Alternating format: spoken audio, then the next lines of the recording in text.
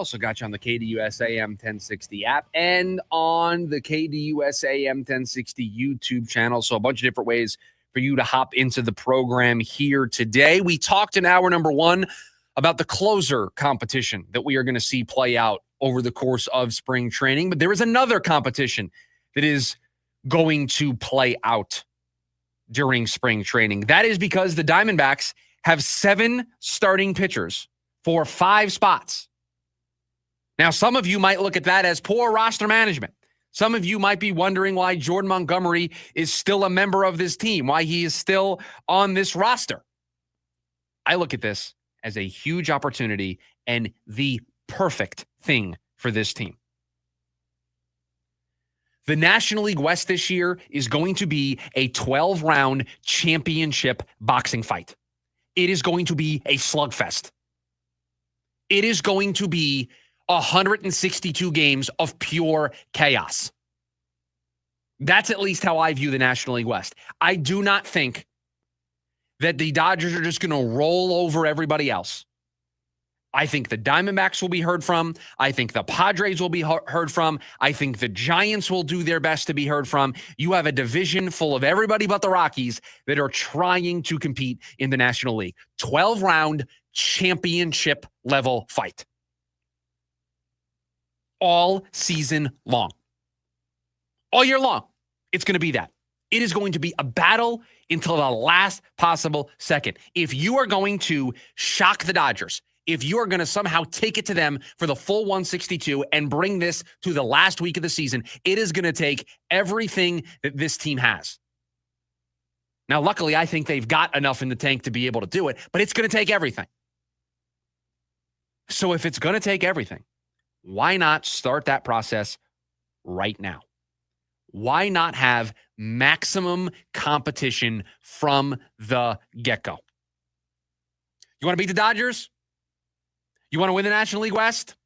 You want to win 90 games? You want to shock the world? You want to be the talk of baseball like you were when you signed Corbin Burns? Remember, Diamondbacks came out of nowhere.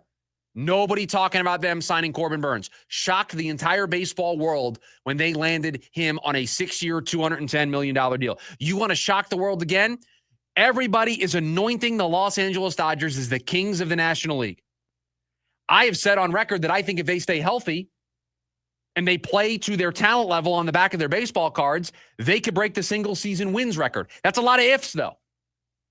If you want to shock the baseball world just like you did in the offseason, how about you beat your teammates first? How about you have competition from the word go? Because you know the competition's going to be there in the regular season. How about the competition to be one of the 5 guys that lands into the Diamondbacks rotation? Earn your spot. We all think that Jordan Montgomery can be better. We all think that it was because he didn't have a full spring training why he pitched to a 6 ERA last year. Okay, Jordan, go out there and prove it. You think Brandon Pfaadt deserves a spot in the rotation? You believe he's one of the 5 best starting pitchers for the Diamondbacks? Brandon, you've got a whole spring training to beat out everybody else. Eduardo Rodriguez, you think that contract was still a good decision by the Diamondbacks? You think he still has something left in the tank? Then you're going to see signs of that in the spring. Everything is in front of these guys to prove that they belong and that prove that they deserve one of these final spots. Same goes for Ryan Nelson. I don't want to leave him out. You think he is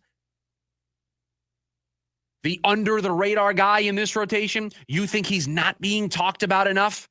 Watch out for Ryan Nelson. He could surprise and make this rotation. You believe that? He's got a full spring training to prove it. All of these guys have a full spring training to prove it. Jordan Montgomery's not joining in the latter stages of spring training. There's no health concerns with any of these guys as spring begins. It is going to be all systems go. 7 guys, 5 spots. Let's do this.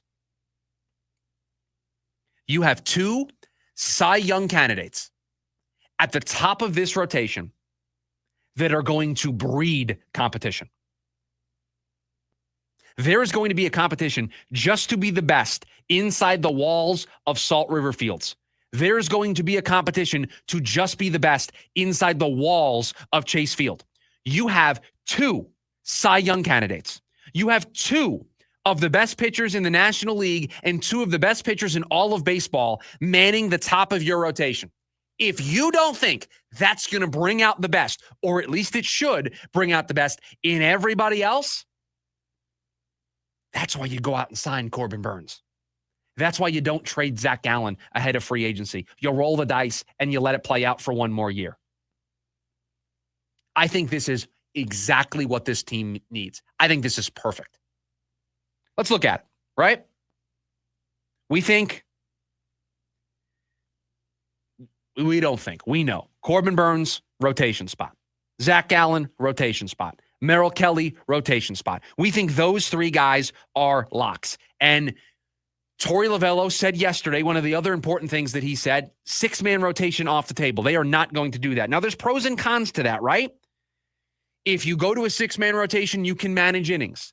You can make it to where you have Corbin Burnes late in the season because his workload's a little down. You have Zach Gallen late in the season because instead of making 30 starts, he's making more like 25 starts because you find these additional starts throughout the year for the 6th man in the rotation.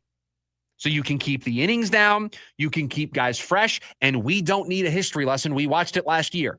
Injuries in a rotation can pile up very, very quickly. So those are the pros of going to a 6-man rotation. The cons? Pitchers are creatures of habit. You now have added a 6th guy. There's an extra day of rest now arbitrarily built into this. And now you've used a roster spot that could add another arm to your bullpen for a rotation guy. And now maybe you make that 6th guy a swing guy who can go back and forth. But if you're going to go with a true traditional 6-man rotation, it means you are going to operate with one less reliable, trustworthy, accountable, regularly available reliever in the bullpen. So if that's off the table, we're going with 5. Burnes, Gallen, Kelly. Those 3 guys are in. So we've got 2 spots up for grabs, and we've got 4 guys. In my opinion, Brendan Pfaadt, lock. Put him in there. Now, Eduardo Rodriguez's contract, it probably makes him a lock. The fact that he didn't end last year as a member of the bullpen probably makes him a lock. But if Jordan Montgomery has an excellent spring, if Ryan Nelson has an excellent spring and outperforms Brendan Pfaadt or outperforms Eduardo Rodriguez, then maybe those spots are truly up for grabs. Maybe we do have a competition for those final 2 rotation spots. But all 7 of these guys throughout the year are likely to make starts for this team. You do not end the year most of the time with the same rotation that you started the year. It just doesn't happen in today's baseball. Injuries, innings limits, managing the rotation late, setting up your rotation for the series late in the year. You're going to need guys. So let's push this rotation now.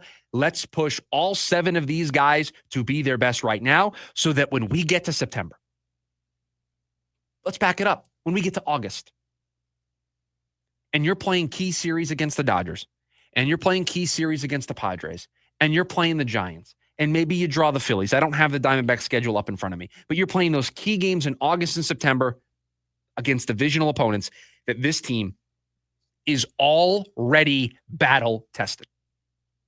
They have already gone through the ringer to get to a spot where they're in this rotation. Now, again, the roster feels, I think, pretty landlocked with contract options and how much guys are being paid and roles that we've seen them in the past. But I only see 3 full locks. I think the last 2 spots are going to be performance-based.